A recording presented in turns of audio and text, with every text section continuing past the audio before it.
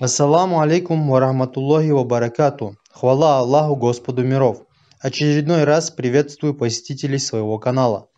Начнем с того, что Ливерат был характерен для большого количества народов, прошлых и настоящих, древних жителей Индии, хеттов, ацтеков, иудеев, башкир, сибирских татар, туркмен, казахов, таджиков, киргизов, чукчей, осетин, народов Дагестана, адыгов и, о ужас, войнахов.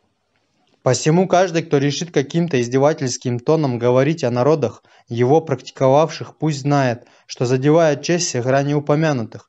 Затем некоторые войнахи, пытаясь возвыситься над всем миром, и особенно друг перед другом, отрицают то, что такое явление было характерно для их народов. Среди ингушей к таковым относятся, например, кандидат философских наук, заведующий отделом ингушской этнологии Харсиев Борис. В своей книге «Обычаи семьи и семейного быта горцев Кавказа с конца XIX до середины XX века», изданной в 2015 году, он на 57-й странице, ссылаясь на Ковалевского, говорит о том, что этот обычай практиковали чеченцы. При этом в главе, в которой была помещена цитата Ковалевского, было дано название, цитирую, «некоторые отличительные черты чеченских адатов от ингушских». Этим читателю давалось понять, что среди ингушей, в отличие от чеченцев, этот обычай распространен не был. Потом, правда, Харсиев Борис процитирует полевой материал чеченки Шавлаевой Тамары, которая скажет, что, цитирую, «если Ковалевский в своем труде приводит сведения о Ливерате, скорее всего исторически эти случаи относятся к периоду имама Шамиля, который, прикрываясь исламом в силу своей жестокости, пытался уводить чеченцев от своих адатов, что у него получалось очень плохо. Ни Ливерат, ни Сарарат в изучаемый исторический период чеченскими адатами не являлись. Крайним здесь оказался имам Шамиль». Среди чеченцев отрицанием данного обычая также выделились Нурдин Ухажиев и Хамзат Умхаев, которые в своем небезызвестном труде «В поисках национальной идентичности», изданном в 2012 году, говоря о Ливерате, сказали, что, цитирую, «по всей видимости, и это отсутствующая у чеченцев традиция ингушами заимствована у осетин». Конец цитаты. Между тем, к вселенскому ужасу этих мужей дела обстоят не так, как им представляется. Первые сведения, в которых упоминаются ингуши в качестве народа, среди которого был распространен этот обычай, я нашел в 9-м выпуске сборника сведений о кавказских горцах, изданном в Тифлисе в 1876 году. В нем опубликована работа Николая Францевича Гробовского «Ингуши. Их жизнь и обычаи», в которой на 45-й странице автор сказал, цитирую, «И по смерти мужа женщина не приобретала права на свободное распоряжение своей судьбою. Она обязана была выйти замуж за брата умершего мужа или за ближайшего его родственника, если заявлялось на то требование этих лиц. В противном же случае она снова поступала в полное распоряжение своих родных, и как вдова, не взятая в замужество кем-либо из родственников умершего мужа, она не имела права выйти замуж по своему исключительному выбору».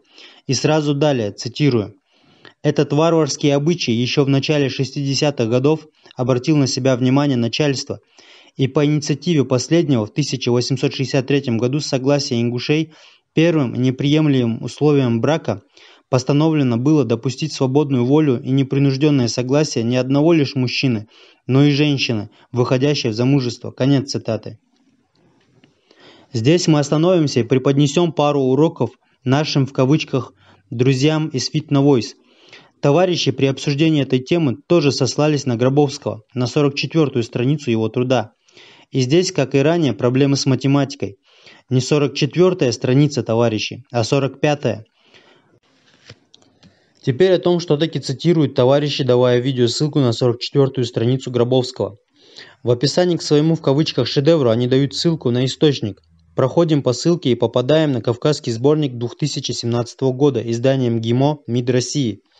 На 208 странице нету труда Гробовского, но есть слова из статьи «Гробовский. Исследователь жизни горских народов Центрального Кавказа», принадлежащая Петру Абрамовичу Кузьминову, которая как раз и цитируется нравственными потомками Уруса.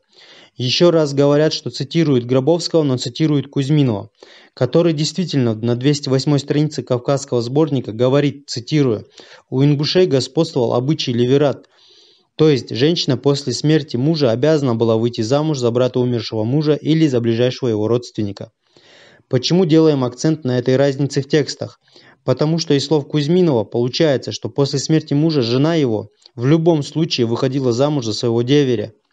Но это не так. Гробовский говорит, что, цитирую, «она обязана была выйти замуж за брата умершего мужа или за ближайшего его родственника, если заявлялось на то требование этих лиц. В противном же случае она снова поступала в полное распоряжение своих родных». Конец цитаты. Из пояснений же Кузьминова, который цитирует Фитновойс, невозможно понять, что есть иные варианты помимо замужества за деверем, а это, думаем, таки важно. На этом с Гробовским разобрались, пошли далее. Следующим авторитетным исследователем, упоминавшим этот обычай, был Башир Далгат. Он в своей книге «Родовой быт и обычное право чеченцев и ингушей. Исследования и материалы 1892 и 1894 годов» на странице 124, говоря о чеченцах и ингушах, сказал, цитирую, «Обычай леверат существует у них, но он выражается в форме перехода вдовы брата к оставшемуся в живых брату, и дети, рожденные от него, считаются его детьми, а не брата». Третий источник. Мака Албагачиева в своей книге «Система терминов родства и семейно-брачные отношения у ингушей», изданной в 2012 году, говорит, цитирую, «Говоря о СР, нельзя обойти вниманием и старинные обычаи, такие как леверат, нусюхьерзер, когда вдова покойного выходит замуж за одного из его братьев или близких родственников, и сорарат, ищухьерзер, когда вдовец женится на сестре покойной жены. Эту часть ее слов любят приводить люди, которым нравится попрекать ингушей этим обычаем, но затуманенные ненавистью глаза почему-то не хотят смотреть на продолжение, а между тем автор сразу же далее сказал, цитирую, «В ингушском обществе еще в XIX веке существовали подобные брачные союзы». Далгат писал об этом так, когда жена умрет, то вдовцу можно жениться на сестре умершей жены своей, чтобы за детьми лучше смотрела, ибо другая мачеха плохо бы к ним относилась. И ради детей, оставшихся от брата, брат может жениться на жене брата. Прежде это бывало чаще, нежели теперь. Брат умершего не обязан взять вдову, это считается не очень хорошим делом. Допускается это по адату ради детей. При этом ей дается 1/2 колыма при браке, а не целый колым. Такой брак заключался в редких случаях и не находил одобрения в народе. Конец цитаты. В своем другом труде под названием «Ислам в Ингушетии. Этнография, историко-культурные аспекты» на странице 189 Мака Албагачиева также говорит, цитирую, «В XIX и в начале XX веков бытовал левератный брак, к нему чаще прибегали несостоятельные люди, так как это избавляло от уплаты брачного выкупа, который подрывал материальные устои семьи.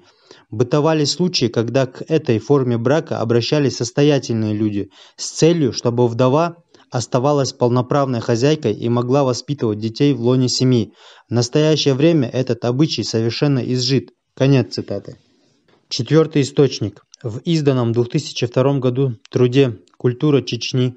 Истории современной проблемы», ответственным редактором которой был профессор, доктор филологических наук Хасан Туркаев, говорится, цитирую, «Обычное право чеченцев сохранило в рассматриваемый период такой архаический обычай, как леверат.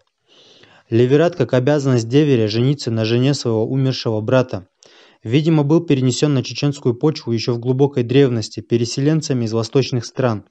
Вдова умершего могла выйти замуж после окончания траура по своему усмотрению, но при этом нужно было удостовериться, не желает ли кто-либо из ближайших родственников мужа, в первую очередь деверь, жениться на ней.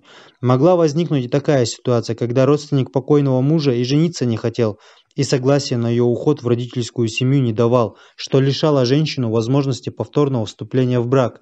В данном случае она либо оставалась в доме родственников мужа, либо уходила к своим, но лишалась при этом права на имущество мужа, которое полностью переходило к его правопреемникам. Конец цитаты.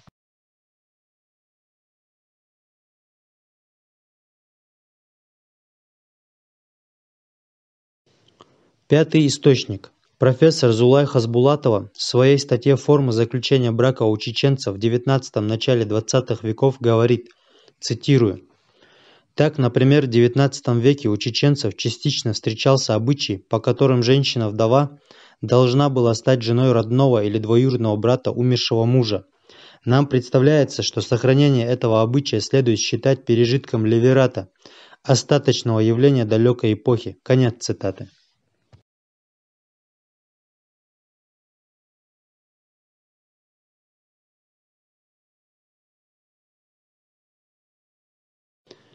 Шестой источник. Яхаджиева Аминат Хасановна в своей кандидатской работе 2009 года под названием «Свадебная обрядность чеченцев-акинцев.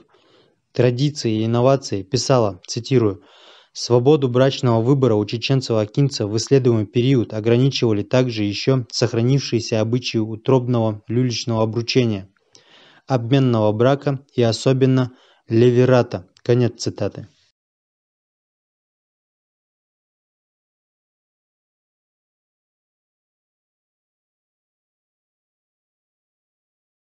Седьмой источник. Кандидат исторических наук Феликс Татаев-Осетин по национальности в своей книге «Общественный строй Чечни», изданной в 2004 году, писал, цитирую, «К числу пережитков группового брака относится обычай деверства или леверата, обязанность вдовы выйти замуж за брата покойного мужа.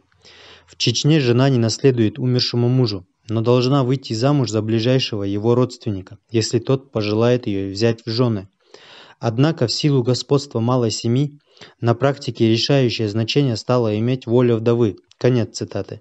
За этот труд, кстати, Татаев был награжден почетной грамотой чеченского парламента. Писатель был отмечен за правдивое и честное написание исторических фактов в своей книге, посвященной истории Чеченской Республики.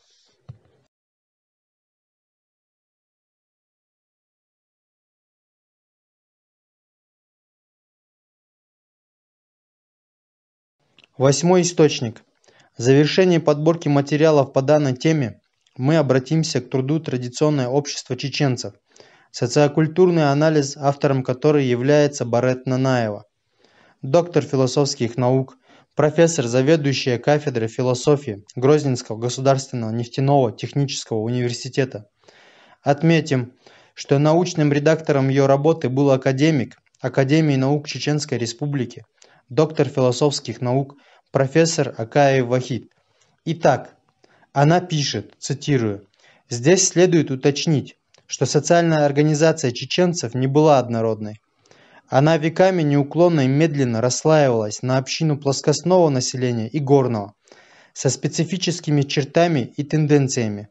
Речь идет не о принципиальных различиях, делящих чеченский этнос, а о преимущественных тенденциях, о своеобразных деталях, имеющих вид признаков и меняющих колорит этих общин, например, леверат, уже неприемлемый в плоскостной части Чечни». И далее в этой же работе будет сказано, к XIX веку институт леверата среди чеченцев настолько угас, что мы можем говорить лишь о его реликтовых проявлениях.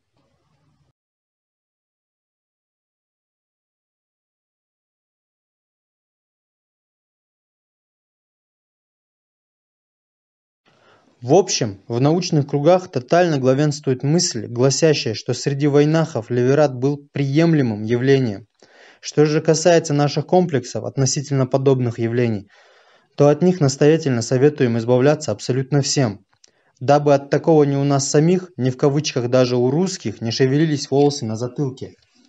Нам всем нужно спуститься на землю и принять тот факт, что наши народы не исключительны. Тогда все станет на свои места, и мы перестанем волноваться по поводу своей прошлой джахилии так же, как по ее поводу не волнуются современные арабы, ранее до ислама в ней пребывавшие. И в завершение темы, если же кто-то, будучи мусульманином, считает, что женитьба на своей бывшей невестке является чем-то мерзостным, то пусть приведет доказательства от Аллаха, что это явление является таковым. А если вступивший в подобный брак в их глазах теряет достоинство, то пусть знает, что потерпевшим в его глазах должен быть двоюродный брат посланника Аллаха, саллаллаху алейхиссалям, его зять и человек, которому был обещан рай при жизни, Али ибн Абу Талиб, ибо он был женат на вдове своего родного брата.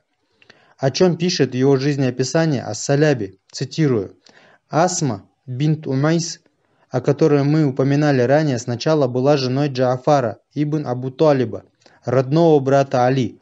После его смерти она осталась вдовой, Затем на ней женился Абу Бакр, и она родила ему сына Мухаммада, которого Али позже назначит наместником в Египте. А когда скончался Абу Бакр, на ней женился Али ибн Абу Талиб, и она родила ему сына, которого он назвал Яхья. Конец цитаты.